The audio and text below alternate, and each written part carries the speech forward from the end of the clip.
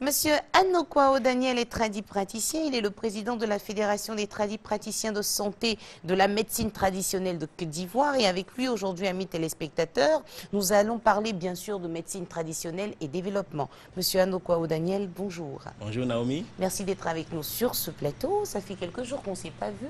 Oui. Vos collaborateurs sont passés nous entretenir sur différents thèmes et aujourd'hui le sujet c'est médecine traditionnelle et développement. Qu'entendez-vous par ce thème ? Oh, merci beaucoup. Quand on parle de médecine traditionnelle et développement, il faut parler de ce qui fait de cette médecine traditionnelle une émergence. Et il faut on comprendre émerge que, aussi avec la médecine traditionnelle.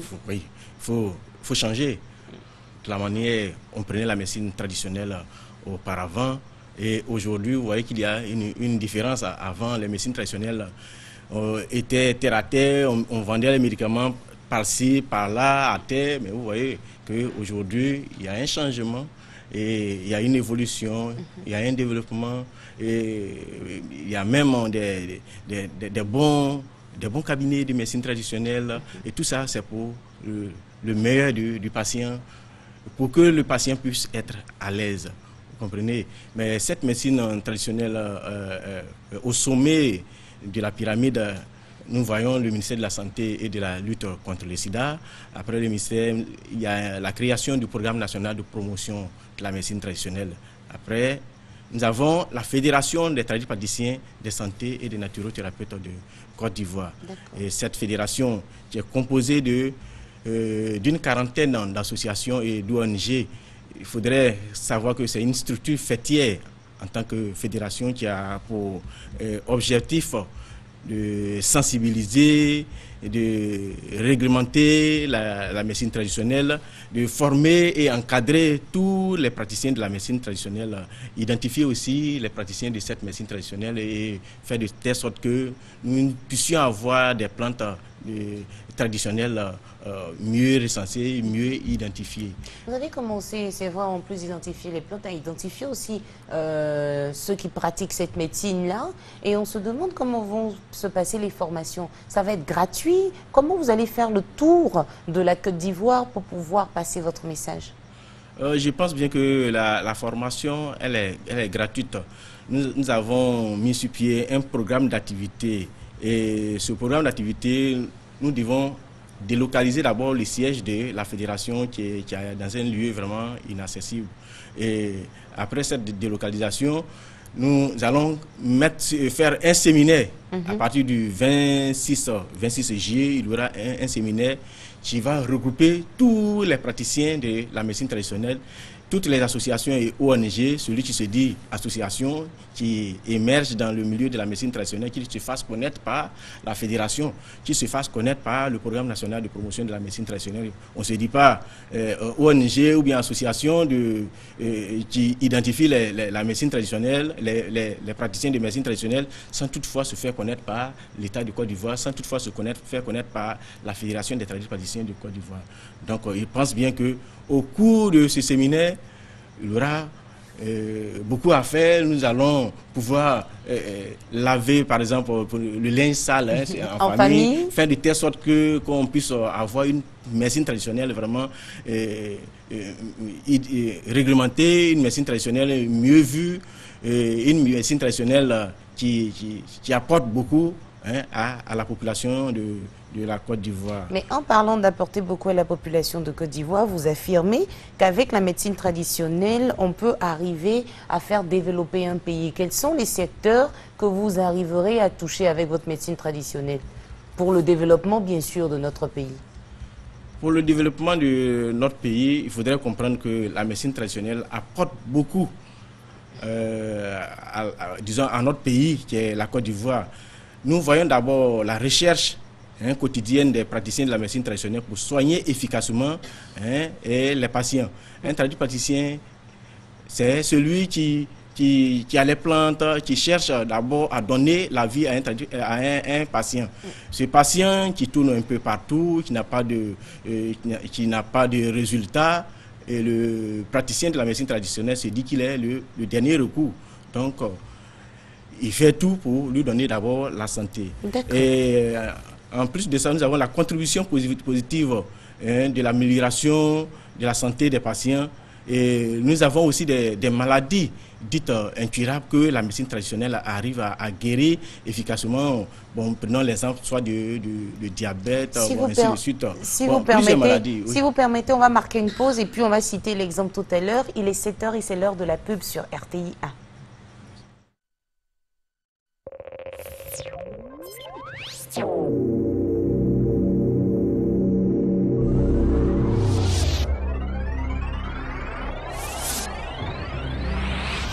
Opérateur économique de Côte d'Ivoire, le gouvernement a engagé de nouvelles réformes pour le raccordement de votre entrepôt commercial ou industriel au réseau national d'électricité. Désormais, pour le raccordement à l'électricité pour une puissance inférieure ou égale à 160 kVA et d'une distance de moins de 200 mètres, la délivrance du certificat de conformité par LBTP et Sécuriel se fera en 3 jours. L'étude de la demande de raccordement de la CIE, y compris la délivrance de l'autorisation de l'AGEROUTE en 11 jours. La réalisation des travaux de raccordement par la CIE, y compris la vérification et l'essai des transformateurs, ainsi que l'installation du compteur d'énergie et la mise en service en 14 jours. La procédure de raccordement à l'électricité a été simplifiée et le délai réduit à 28 jours. Pour toutes informations, contactez la direction de l'énergie au 20 20 61 45. L'État améliore l'environnement des affaires en Côte d'Ivoire. Communiqué de la Direction générale des impôts, création des centres des moyennes entreprises. Le directeur général des impôts porte à la connaissance des contribuables que 2 centres des moyennes entreprises ont été créés dans les zones sud et nord d'Abidjan. Les centres des moyennes entreprises sont chargés de la gestion fiscale des entreprises réalisant un chiffre d'affaires annuel compris entre 400 millions et 3 milliards de francs CFA hors taxes. Le centre des moyennes entreprises d'Abidjan Nord, rattaché à la direction régionale d'Abidjan Nord 3, est situé au centre fiscal du Plateau, face à la BCAO. Le centre des moyennes entreprises d'Abidjan Sud, rattaché à la direction régionale d'Abidjan Sud 2, est situé au site fiscal de Vridi. Le directeur général des impôts précise que les centres des moyennes entreprises sont désormais les seuls services compétents pour recevoir l'ensemble des déclarations et titres de paiement d'impôts à compter du 1er juillet 2014.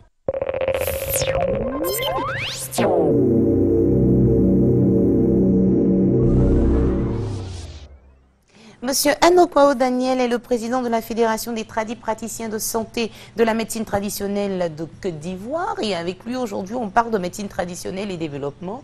On était en train de donner un exemple concernant l'apport de la médecine traditionnelle pour le développement de notre pays. Okay. Il faudrait comprendre que le secteur de la médecine traditionnelle apporte une contribution multiple au développement du pays. Nous avons la recherche, comme je le disais, des quotidiennes des praticiens pour soigner plusieurs maladies. Nous avons les contributions positives et efficaces à l'amélioration de la santé des patients. Nous avons des maladies dites incurables que jusque-là la médecine traditionnelle arrive à apporter, telles que le diabète, telles que l'hypertension, la stérilité. Attendez, vous guérissez définitivement ces 2 maladies-là? Ah oui, il n'y a pas de maladie incurable sur cette terre. Dieu nous a tout donné. Nous avons la possibilité de guérir ces maladies avec des plantes. Des plantes, hein. Donc, la médecine traditionnelle a... Et avec pour un diabétique, on n'a plus besoin d'injection d'insuline, tout ça c'est terminé, c'est ça? On n'a pas besoin d'insuline avec la médecine traditionnelle. Nous avons nos secrets, nous avons nos plantes que nous arrivons à donner à nos patients. Et ces plantes arrivent à guérir efficacement le diabète, l'hypertension artérielle, que ce soit la prostate. Nous n'avons pas d'opération à faire, mais nous avons des plantes traditionnelles, que ce soit une hypertrophie de la prostate ou soit adénome de la prostate, une prostatite aiguë ou chronique. Nous avons des plantes traditionnelles pour pouvoir guérir ces affections. Mais il y a certaines personnes qui disent, Monsieur Anokwao Daniel, qu'à force de boire vos préparations, là, finalement, on peut avoir un problème au niveau des reins en parlant d'insuffisance rénale. Oui, il faut comprendre que la médecine traditionnelle n'a pas de problème pour ces gens de maladies. Il faudrait avoir affaire à un bon praticien reconnu par la fédération, reconnu par le programme national de promotion de la médecine traditionnelle. D'accord. Et ces médicaments traditionnels ne créent pas d'incident au niveau des reins. ou au niveau de quoi que ce soit. Okay. Je sais bien qu'en prenant de quoi que ce soit par rapport soit à une infection, hein, comment dirais-je, je ne dirais pas soit le terme, pour pouvoir, en prenant du médicament, soit je ne dirais pas, soit chimique. Dites les choses, en prenant un produit chimique, par exemple, oui, par rapport, hein, aux plantes. Oui, non. Un produit chimique pour pouvoir abaisser soit la tension, en prenant un produit chimique pour pouvoir éradiquer une infection, c'est des maladies qui peuvent agir sur les reins. Ah d'accord, mais avec la médecine traditionnelle, nous avons des plantes traditionnelles qui guérissent effectivement ces maladies sans toutefois laisser des impacts au niveau de la santé. Donc pas de risque. Prenons pas de risque. La raison pour laquelle vous avez à la maison, vous consommez, vous mangez, tout ce que vous consommez, c'est de la naturothérapie, c'est la médecine traditionnelle. Si ces aliments devaient agir sur les reins, pourquoi vous n'arrêtez pas de continuer de manger? On va mourir de faim. Mais on comprend ça, ça dit que dire. Tant que c'est naturel, c'est naturel. Dieu nous a donné les plantes. Il faut savoir utiliser ces plantes. Il faut avoir affaire à un bon praticien de la médecine traditionnelle qui connaît parfaitement ce que c'est que la plante, qui connaît les vertus thérapeutiques des plantes. Vous savez, quand on parle de développement, on parle aussi de chômage. Hein. Si tout le monde travaille, tout le monde serait à l'aise, n'est-ce pas, Monsieur Anokwaou? Est-ce qu'au niveau du chômage, la médecine traditionnelle peut jouer un rôle? Effectivement, nous avons plus de 150 000 praticiens de la médecine traditionnelle qui prennent encore, qui travaillent avec d'autres délégués, et ça contribue au développement du pays. Ça fait qu'il n'y a pas de chômage. Vous comprenez? Oui, ces praticiens qui sont formés, qui sont suivis, si l'État même pouvait aider encore plus les praticiens de la médecine traditionnelle à développer cette structure qui est la médecine traditionnelle, vous verrez qu'il n'y aura pas assez de chômage, il y aura assez de travail. Oui. On a appris où le métier? Est-ce que ce n'est pas à ces personnes qu'on a affaire et finalement on a des difficultés? Vous avez 150 000 praticiens, mais où est-ce qu'elles ont appris à maîtriser les plantes, à savoir que telle ou telle plante peut soigner un patient? Parce qu'on tombe sur des personnes qui nous induisent en erreur et en nous proposant des produits qui ne nous conviennent pas. Ah oui, la raison pour laquelle il faut faire très attention. Oui. Demander à ce praticien de médecine traditionnelle sa carte du Programme national de promotion de la médecine traditionnelle, sa carte de la Fédération des praticiens de santé de Côte d'Ivoire, et savoir si vraiment c'est un praticien fiable ou pas. Ou pas. Donc s'il n'a pas la carte, on n'y va pas. On n'y va pas. D'accord. Mais ceux-là, ils ont pris le temps d'apprendre. Hein. C'est 150 000 que vous avez recensés, ils ont pris le temps d'apprendre, de se former. De se former auprès des sages, auprès des maîtres. Et bientôt, il y aura des écoles de médecine traditionnelle en Côte d'Ivoire. Et ces écoles vont pouvoir encore mieux former nos praticiens de médecine traditionnelle. Or, il faut comprendre que la médecine traditionnelle, depuis sa définition, elle représente l'art, la pratique, la connaissance ancestrale, pérennisée de génération en génération, qui consiste à utiliser tous les éléments de la nature à des fins de santé primaire et curative. À ce stade-là, docteur Anokwaou, monsieur Anokwaou, on aura du mal à prendre vos produits, je vous explique, hein, dans la mesure où avant, dans nos villages, on a notre praticien au village ou dans le quartier qui pouvait soigner à moindre coût. On avait des produits de 100 francs, de 50 francs, même souvent il fallait donner 5 francs de façon symbolique. Mais aujourd'hui, on a des produits qui coûtent près de 5 000, 10 000, 15 000 francs. Finalement, ça devient un peu plus cher même que les médicaments que nous avons dans la médecine moderne. Oui, je pense bien que j'ai beaucoup entendu, compris ces gens de préoccupation, oui. De préoccupation. La raison pour laquelle je demande à ces personnes de ne pas s'en faire, puisque à notre niveau, nous donnons des conseils aux praticiens de la médecine traditionnelle. Mais il faut comprendre que un praticien de la médecine traditionnelle qui est en ville est différent d'un praticien de la médecine traditionnelle qui est au village. En ville, le praticien doit payer à des charges.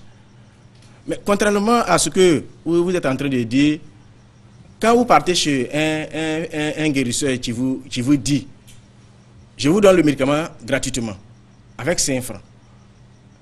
Mais après la guérison, vous avez d'autres choses encore à donner. Non, c'est pas obligatoire. Hein. Si, là, c'est pas obligatoire. Il y a un pagne. Il y a un pagne, par exemple, un pagne que vous pouvez donner. Il y a des savons que vous pouvez donner. Oui. Et il y a des échanges de beaucoup de choses encore que non, après, si vous êtes content de votre guérison, c'est comme quelqu'un me fait du bien, même s'il n'est pas un guérisseur. Après, je lui dis merci. C'est ce qu'on faisait avant. Je peux lui faire un don, mais c'est pas obligatoire. Non, je pense bien que... Bon, enfin, c'était pas obligatoire. Non, je pense bien que... je pense bien que... Oui, contrairement à ce que vous êtes en train de dire, on peut vous demander 5 francs. Mais les 5 francs, aujourd'hui, les 5 francs n'existent plus. Oui, les 5 francs, puisque 5 000, c'est cher. Ça n'existe plus. Donc, compte tenu de la cherté de la vie, tout a changé. Donc, le praticien, si vous voulez un bon praticien qui doit vous mettre vraiment à l'aise, donc il faudrait aussi lui donner aussi les commodités à ce qu'il puisse être à l'aise pour pouvoir... Notre préoccupation, mettons-nous à l'aise. Ce qu'on veut dire, c'est qu'on vous met à l'aise, mais mettez-nous à l'aise aussi en n'augmentant pas trop les prix, parce que c'est souvent difficile pour le citoyen de pouvoir se soigner convenablement. Donc quand on sort de la médecine moderne et qu'on vient vers la médecine traditionnelle, il y a deux raisons. Souvent on n'a pas eu de résultats, ou bien on n'a pas les moyens, vous comprenez, d'aller vers la médecine traditionnelle. Donc aidez-nous à vous aider. Ça c'est sûr, ça c'est vrai.